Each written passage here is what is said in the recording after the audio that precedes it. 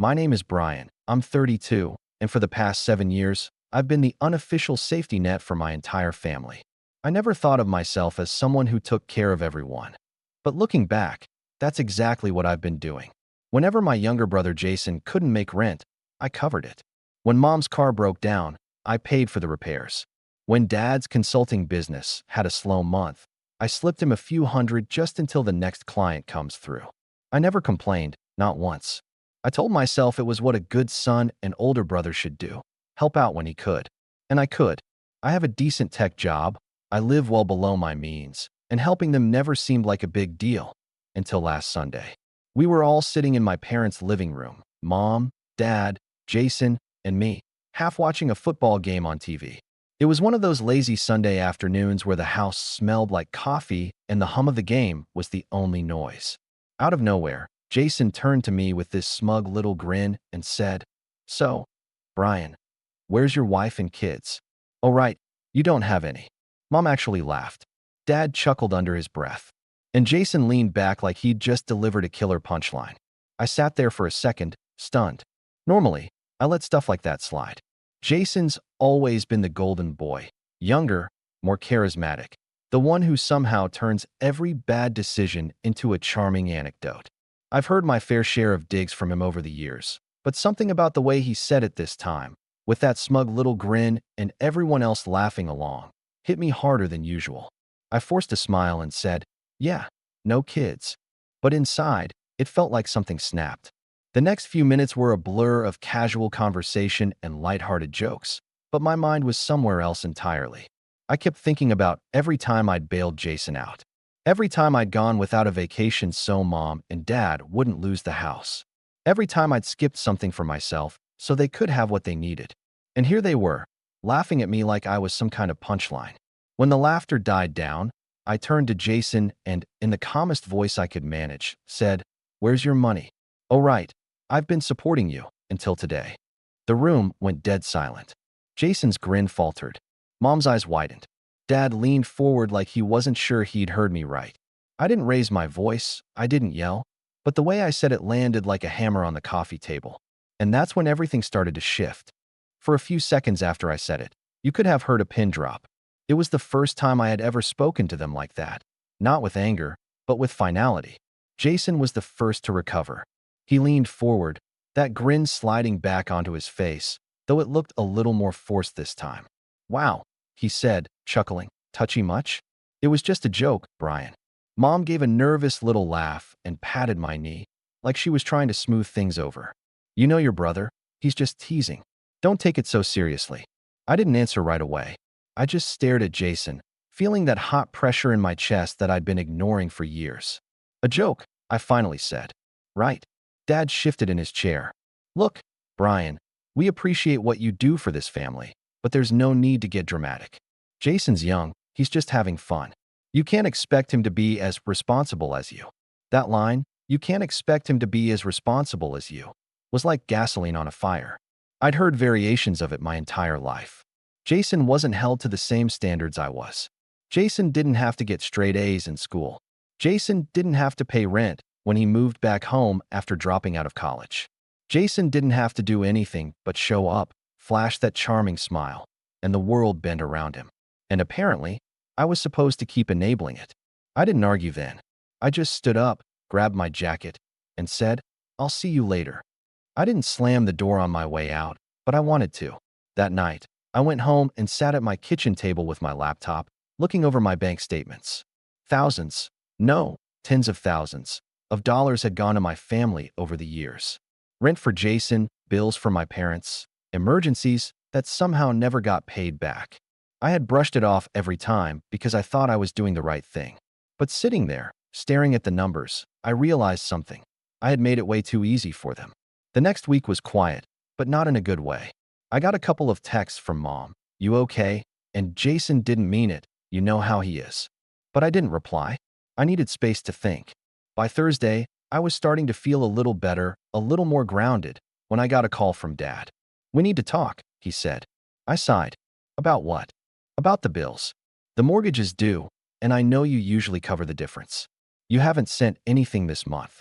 I felt that hot pressure in my chest again. Yeah, I said slowly. I'm not doing that anymore. There was silence on the other end for a beat, and then Dad said, "What do you mean you're not doing that anymore?" "I mean," I said, "that I'm done paying for everything. I'm done being the backup plan. I'm done being laughed at while I bankroll everyone else's lives." "Brian, you can't just stop. Your mother and I rely on that money." "That's the problem," I said. "You shouldn't." He started to get angry then. I could hear it in his voice, that low rumble he used when I was a kid, and he wanted me to know I'd crossed a line. "You're being selfish. This family has always supported each other." I almost laughed at that. "Has it?" I asked. "Because I don't remember anyone supporting me. I just remember being told I had to take care of everyone else." Dad hung up without another word. That weekend, I got invited. Well, more like summoned, to Sunday dinner. I almost didn't go, but some stubborn part of me wanted to see what they had to say. When I walked into the house, I could feel the tension like a wall of heat. Mom was setting the table with extra force, like each plate had personally offended her. Dad was sitting at the head of the table, arms crossed, face like stone. Jason was leaning against the counter, scrolling on his phone like he didn't have a care in the world. Dinner started quietly enough, but halfway through, Mom finally said, "Brian, we can't keep going like this. Your father and I have bills. Jason has his student loans." I cut her off. "Jason dropped out of college." She blinked, surprised, but kept going. "And you make more than enough to help out. You've always done it before." "That was before," I said. "Before I realized I'm the only one here actually trying to be an adult." Jason looked up from his phone then, smirking. "Oh, so now you're better than us because you've got some money?" I turned to him, my voice sharp. "No, I'm better than you because I work for it. You sit around all day pretending you're figuring your life out while you burn through my paycheck." Jason rolled his eyes. "Whatever. You're still single. Can't be that great of a life." That was the moment something inside me just settled. I wasn't angry anymore. I was done. Done explaining, done defending, done playing the role they had written for me since I was a kid. I put my fork down, looked around the table, and said, very calmly, "I'm not paying for anything else. Not the mortgage. Not Jason's rent. Not the car insurance. Nothing. If that means you lose the house, that's on you." Mom gasped. Dad slammed his hand on the table. "Don't talk like that in this house," he barked. I stood up. "Then maybe I shouldn't be in this house." I walked out before they could stop me, my heart pounding, but my head clearer than it had been in years. The next day, the calls started. Mom, Dad, even Jason, all leaving voicemails about how I was tearing the family apart, how I was choosing money over them, how I didn't understand the pressure they were under. I listened to every single one, sitting at my kitchen table again, and for the first time in my life, I didn't feel guilty. But I could feel it coming, the next step. The moment when the pressure wouldn't just be words on a voicemail. The moment they would try to force me back into my old role. And when it came, I was ready. The voicemails kept coming all week, and by Friday, I had stopped even listening to them. I'd go through my day with my phone on silent, see the missed calls piling up, and feel a strange mix of dread and relief. Dread, because I knew something was coming. Relief, because for the first time in years I wasn't rushing to fix everything. But Sunday morning, I got a text from Mom that was short and direct. "We're coming over." My stomach sank. I considered ignoring it, pretending I wasn't home, but I knew that wouldn't stop them. And sure enough, 20 minutes later, I heard a knock at my door, not a polite knock, but the kind that carries an unspoken message, "Open up." When I answered, Mom was standing there with that tight smile she used whenever she was pretending everything was fine. Dad was right behind her, looking grim, and Jason trailed in last, wearing a hoodie and looking like he'd just rolled out of bed. "Brian," Mom said, brushing past me into my apartment. "We need to talk." I shut the door and followed them into the living room, where they all sat down like they owned the place. "We can't keep doing this," Dad said without preamble. "We're 3 months behind on the mortgage now. The bank is calling. If you don't help us, we could lose the house." I leaned against the doorway, arms crossed. "I told you. I'm done." Mom's face tightened. "You're being unreasonable. This is your family's home. You grew up there." "Yes," I said. "And I'm not going to bankrupt myself to keep it because no one else is willing to step up." Jason snorted. "You act like you're some saint. You make good money. It's not like you're hurting. Why not just do the right thing and help?" "Because," I said, my voice sharper than I intended, It's not help anymore. It's expected. You all sit around waiting for me to save the day every time, and I'm done doing it." For a moment, no one said anything. Then Mom took a deep breath, like she was steadying herself, and said, "Fine. If you won't do it voluntarily, we've already taken care of it." I frowned. What does that mean? Dad reached into his jacket pocket and pulled out a folder, setting it on my coffee table. "We went to the bank," he said. "We co-signed your name on a home equity line of credit. The funds are already transferred. The house is safe for now." My stomach turned to ice. "You what?" Mom rushed to explain, her voice rising. "We had to. They were going to start foreclosure proceedings. We didn't have a choice." "Yes, you did," I said, my voice low and dangerous. "You had every choice.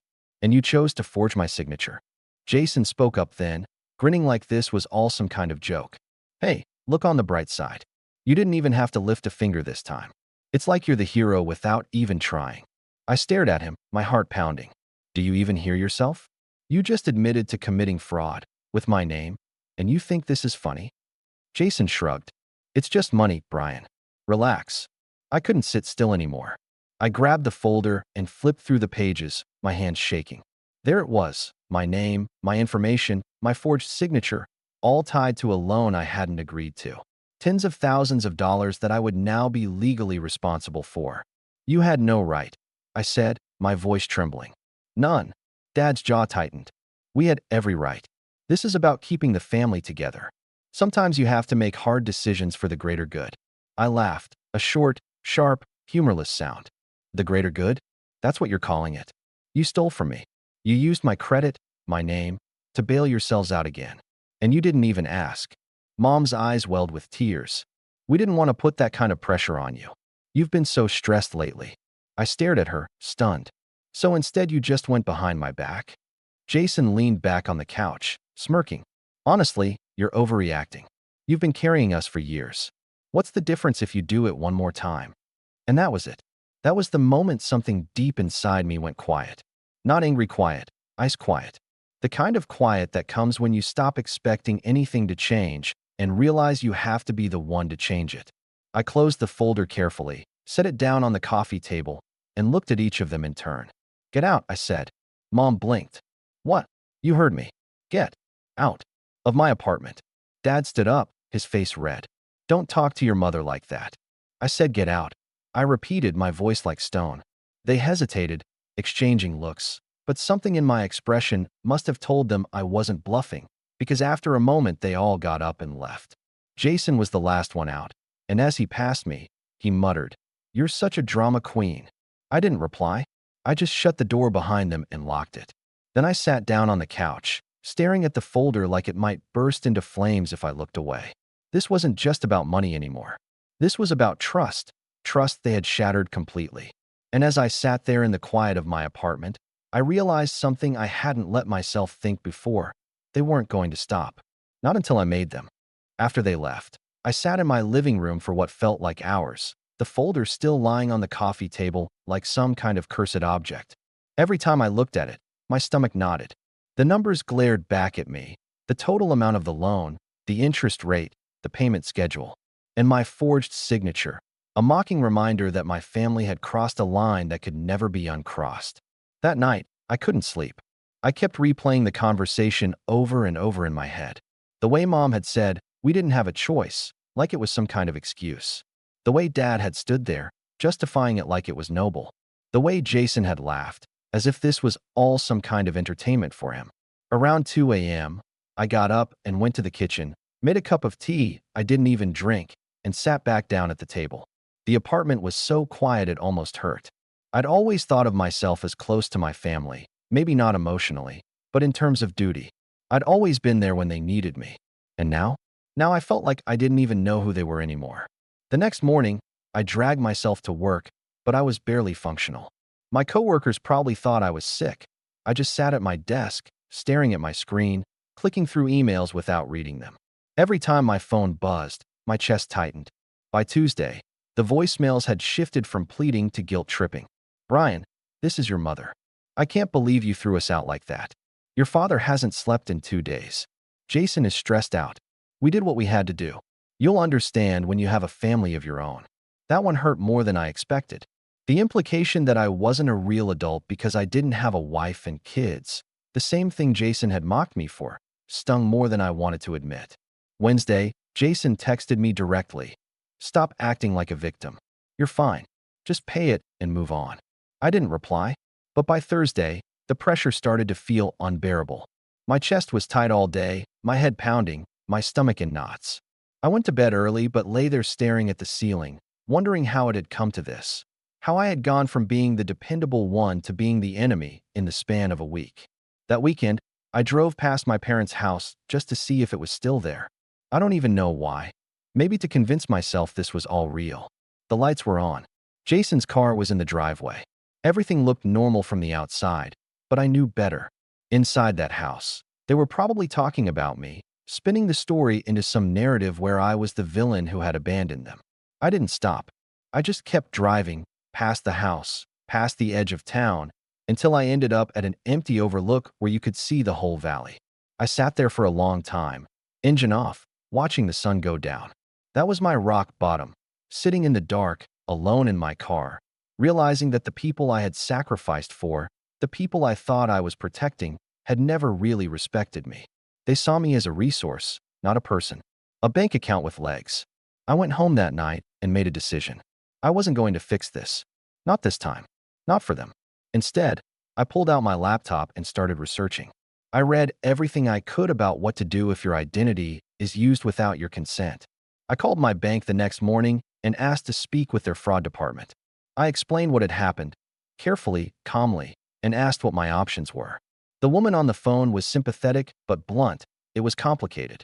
Because my name and information were used, and because it was my parents who had done it, this would involve police reports, legal filings, maybe even a court case. When I hung up, I just sat there, letting that sink in. If I went down this path, there would be no going back. My parents could get into serious legal trouble. Jason might finally have to face real consequences. And the entire family would probably never forgive me. For a moment, I almost backed out. I almost convinced myself to just pay it off and keep the peace, like I always had. But then I thought about Jason's smirk, about Dad's righteous anger, about Mom's tears, not tears of apology, but tears of guilt-tripping manipulation. And I thought about how I felt sitting in that car, staring at the valley, realizing how alone I was. No, they had made their choice. And now I was going to make mine. The next few days were a blur of quiet preparation. I pulled my credit report and locked it so no one could use my information again. I changed my passwords, updated my online banking security, and made an appointment with a lawyer. I didn't tell anyone what I was doing.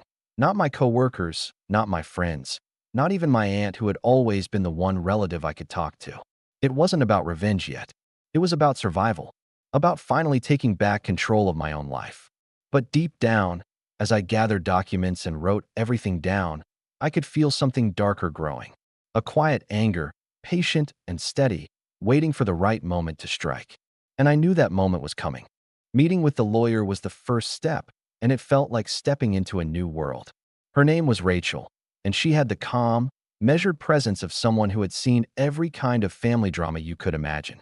I sat across from her in her office, clutching the folder my parents had left in my apartment like it was radioactive. "Brian," she said after going through the papers, "this is serious. What your parents did is not just unethical, it's criminal. Forgery, fraud, identity theft. You have every right to fight this." I nodded slowly, my chest tight, but not from panic this time. "I don't want to destroy them," I said. "I just want my name cleared. I want them to understand they can't do this to me anymore." Rachel leaned back in her chair, thinking. "Then we approach it strategically. We can send a demand letter first, formally notify the bank that you did not authorize this loan. It will trigger an investigation. That alone will put pressure on them. If your parents don't resolve it, we escalate legally." Hearing it laid out like that gave me a strange kind of clarity. For so long, I had felt like I was reacting to them, rushing to fix whatever disaster they created. Now, for the first time, I felt like I was ahead of them, like I had the upper hand. When I left her office, the air felt different, lighter. That week, I threw myself into work like a man possessed. I had been coasting for months, showing up, doing the bare minimum, going home exhausted from the emotional toll of dealing with my family. But now I had a purpose outside of them, and it showed. I finished a big project that had been sitting half done on my desk, stayed late a couple of nights to help my team hit a deadline, and by Friday, my manager called me into his office. "Brian, this is excellent work," he said, holding up the report I'd just finished. "I've noticed a real shift in you lately. Whatever's going on, keep it up." I walked out of that meeting with a smile I hadn't worn in months.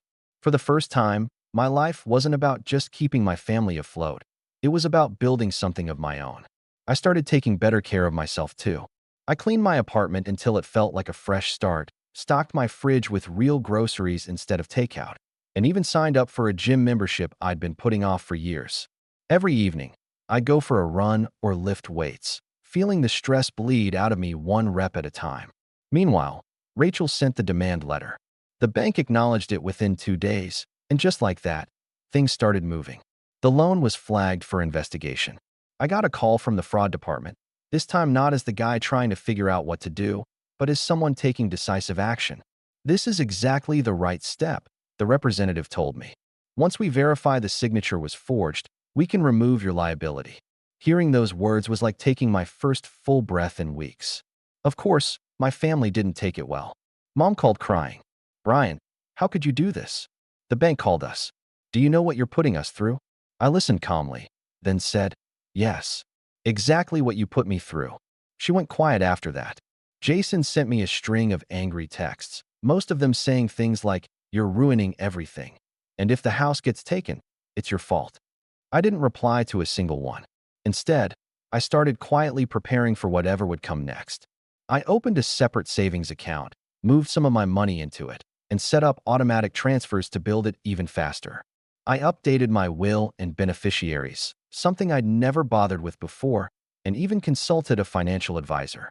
"Your situation isn't uncommon," the advisor said when I explained why I wanted to protect my assets. "A lot of people with financially dependent families don't realize they need to shield themselves legally until it's too late. You're doing the right thing." I walked out of that meeting with more than just peace of mind. I had a plan, and as the weeks went by, things kept getting better. I got a raise at work. Nothing huge, but enough to feel like my efforts were paying off. I started sleeping through the night again. The tightness in my chest eased. Even my apartment started to feel different. Warmer. Quieter. Mine. One Friday evening, I found myself standing at my window, looking out at the city lights, holding a glass of wine. And for the first time, I didn't feel that crushing weight of responsibility. I felt free. But under that freedom, something else was building. Not just relief. Not just peace. Something sharper. Because every voicemail from my parents, every passive-aggressive text from Jason, every attempt to make me feel guilty was fuel. And I wasn't just ignoring it anymore. I was collecting it. I started saving every message, every voicemail, every text. Rachel told me to keep a record of everything. And I did.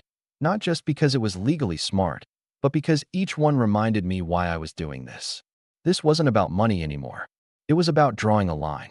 About making sure they understood that if they crossed me again, there would be consequences. And the more I thought about it, the more I realized I wasn't just going to stop them this time. I was going to make sure they never tried this again. By the time the bank's fraud investigation really got underway, I had already shifted into a different mindset entirely. The Brian who used to panic whenever his phone lit up with a family call was gone. I wasn't scrambling to put out fires anymore. I was quietly stacking the kindling, planning exactly how to light it when the time came.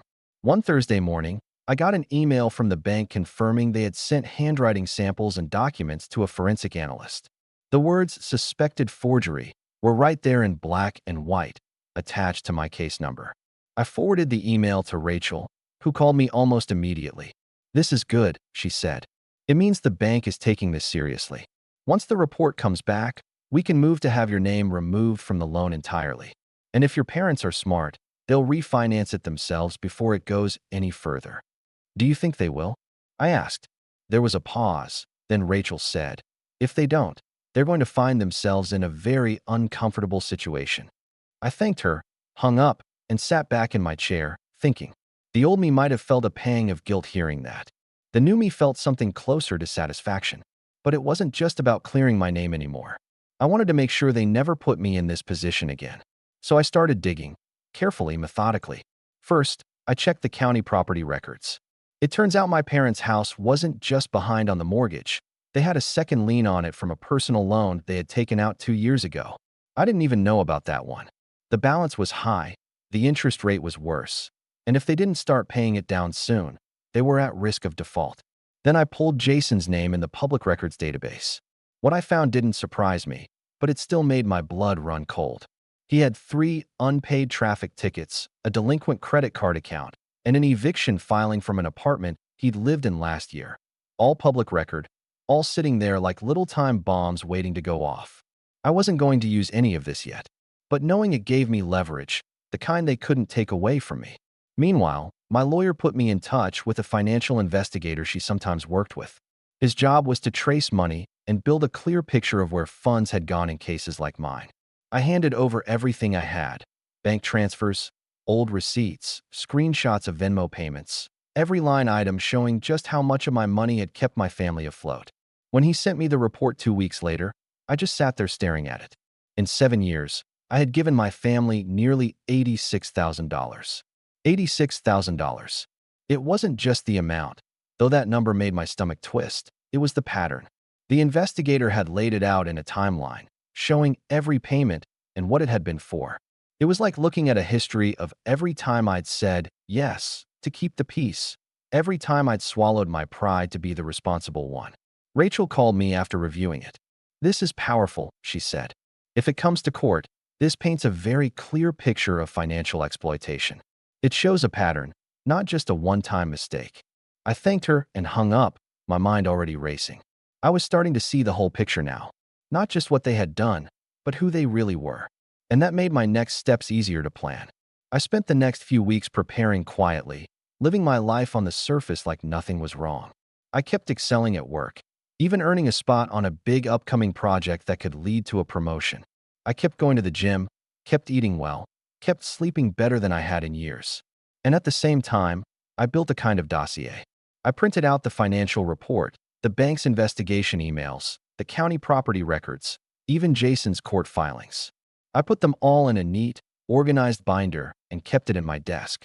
It wasn't about waving it in their faces, not yet. It was about being ready. The calls from my parents slowed down eventually, though they didn't stop completely.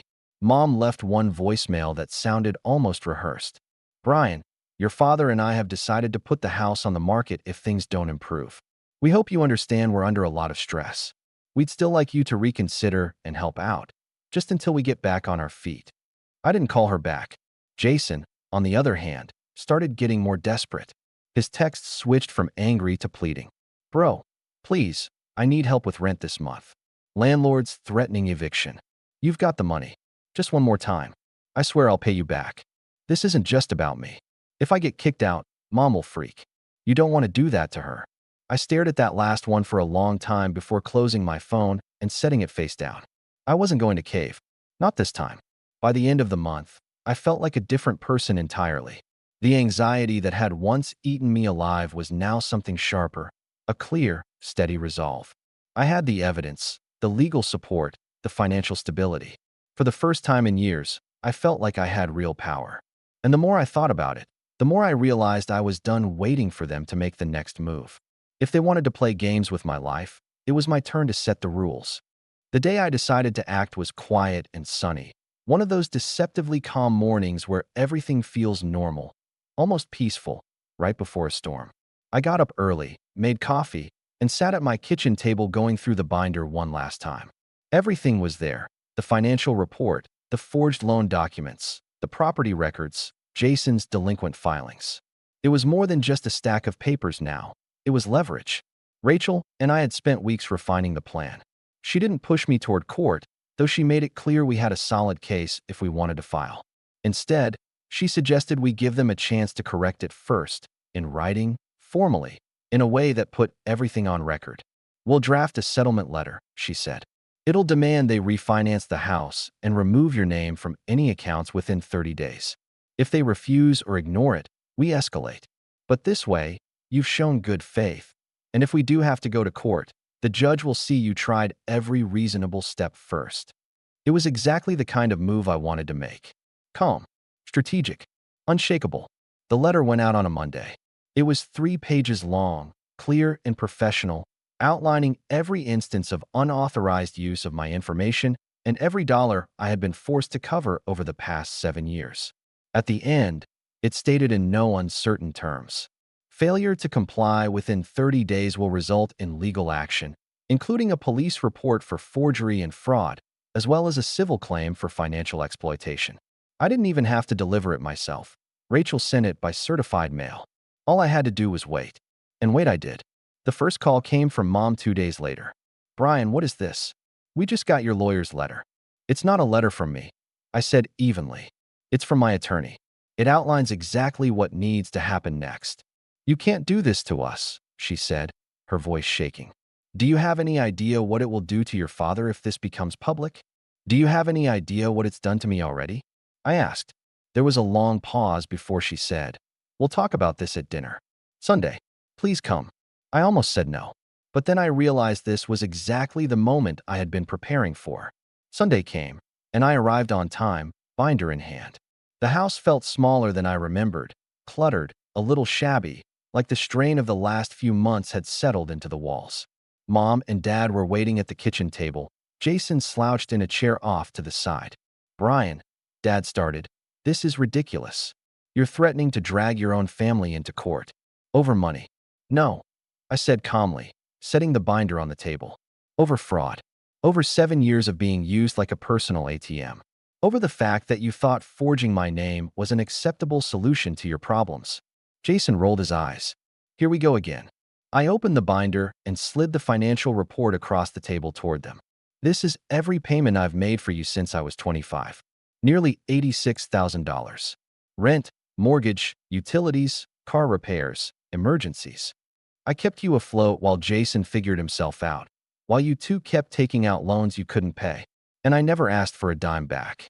Mom's face went pale. I took out the forged loan documents next and laid them on top of the report. But this is where it stopped being help and started being theft. Dad's jaw worked, but he didn't say anything. Then I looked at Jason. "And you think this is all some big joke? You think you can keep calling me every time you run out of money and I'll just bail you out again? But here's the thing. I've got every eviction filing with your name on it, every unpaid bill, every delinquent account. I know exactly how deep you're in." Jason's smirk faltered. I leaned back in my chair, calm, steady. "Here's what's going to happen.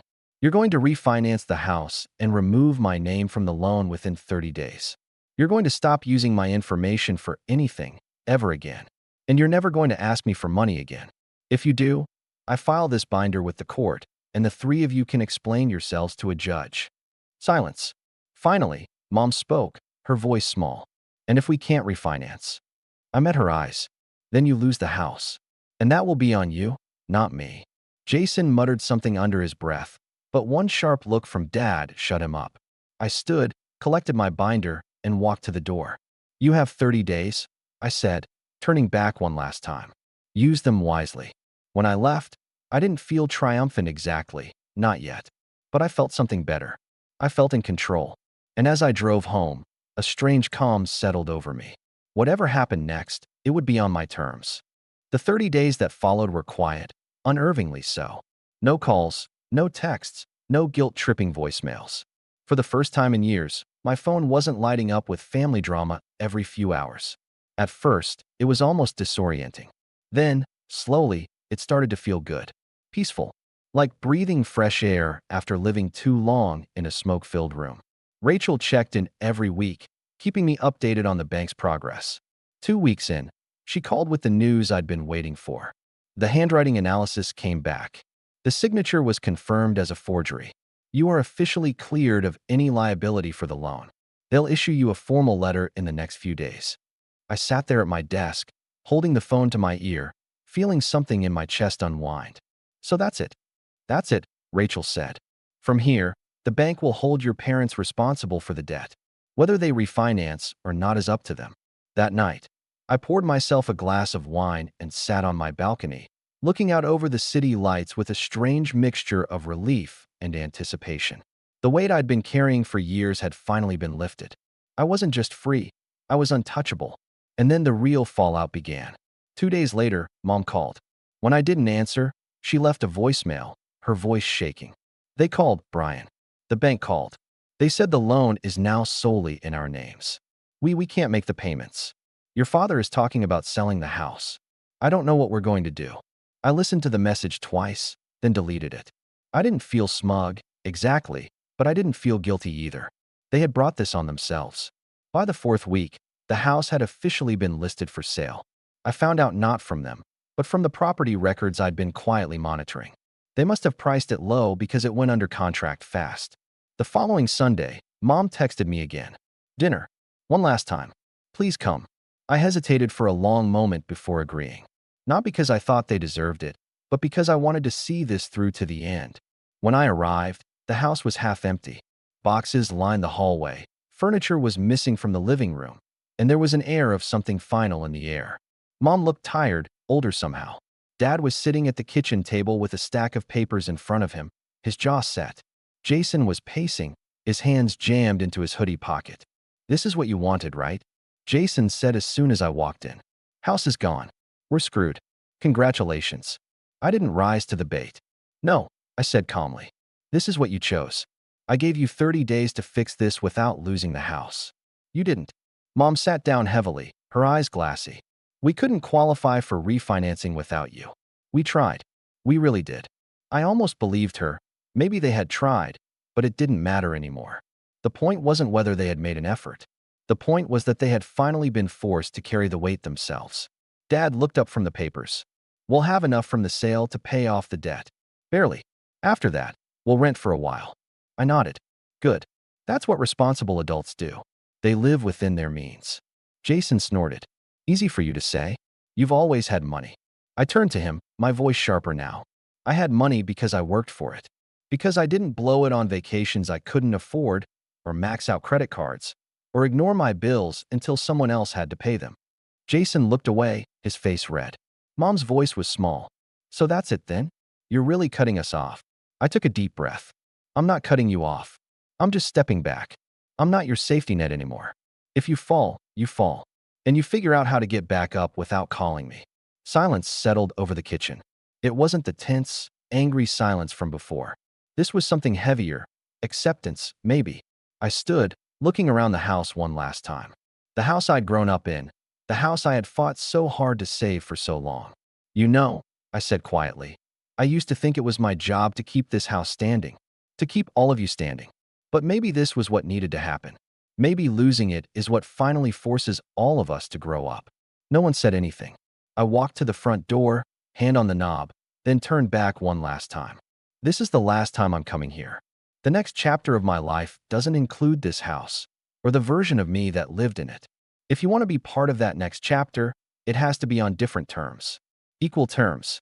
And with that, I left. Driving away, I felt a strange mix of grief and relief. The house was gone, but so was the burden I had carried with it.